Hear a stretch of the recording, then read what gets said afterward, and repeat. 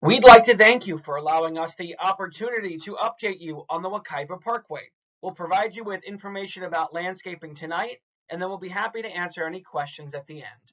My name is Nick Lovey, Community Outreach Specialist for the Wekiva Parkway. My contact information will be provided at the end of this presentation. Here is an overview of the landscaping opportunity plan sheet that addresses plantings in view of Tall Trees Homes. The area indicated in blue is considered a stormwater planting area. The goal of this area is to provide a more natural and aesthetically pleasing area to soften the hard borders of the stormwater pond. The focus in this area is on low maintenance trees. The dark green area is where trees would be preserved as possible. Of course, much of this area was cleared for the parkway construction.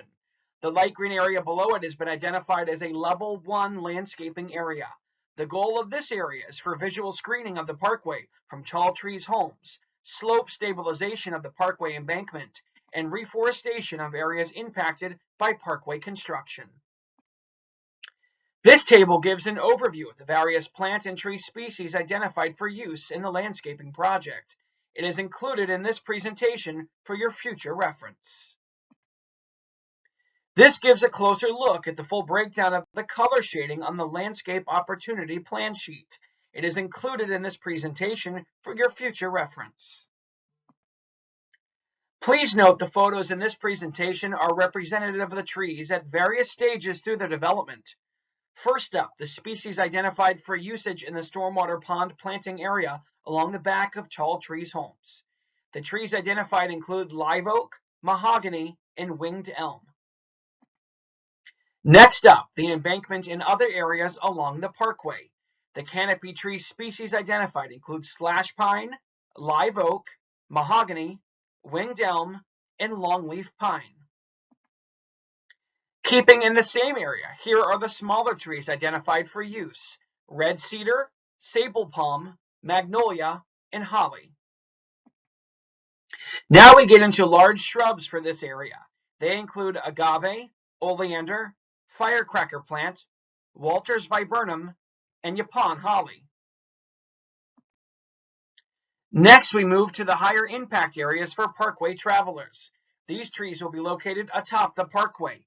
While they will not screen tall trees from view of the parkway, they will be visible due to their location. The options include many of the previously featured canopy trees, but also emphasize crepe myrtle, date palms, and cardboard palms. The grasses, shrubs, and flowers featured on this slide can be planted throughout the area. They include everything from grasses to shrubs to flowers. A full list is available for subsequent review within this presentation. Here are examples of some of these specimens that were planted this year for Wekiva Parkway Section 5 landscaping. On the left, magnolia. In the center, live oak. In the top right, crepe myrtle. In the bottom right, pampas grass, southern red cedars, and live oaks. Here is a look at the landscaping project schedule. The project is currently scheduled to let in August 2023 as a separate project after the major road construction project is complete. Ensuring landscape quality and viability means that FDOT requires contractors maintain plants during a 2-year warranty period after final installation.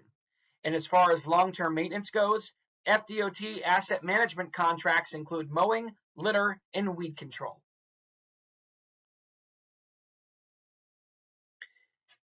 We received a couple questions in advance, and I'll read through them now. This one says, what can be planted on the slope to conceal it from residents and visitors to tall trees? And we're talking about the slope in the background of this provided photo here. And a number of species, as we've talked about, have been identified as being appropriate for this area, and you can refer back to the species identified earlier in the presentation. And the other question we got was, can more mature, larger caliber trees be interspersed with lower canopy trees and be installed behind Tall Trees Homes, and can denser foliage trees be installed? So we will consider that size request. At this time, specific size specimens have not yet been determined. Live oaks and mahogany are considered semi-evergreen and would provide a lot of that foliage fairly consistently, whereas winged elm are deciduous and would pretty much be bare during winter.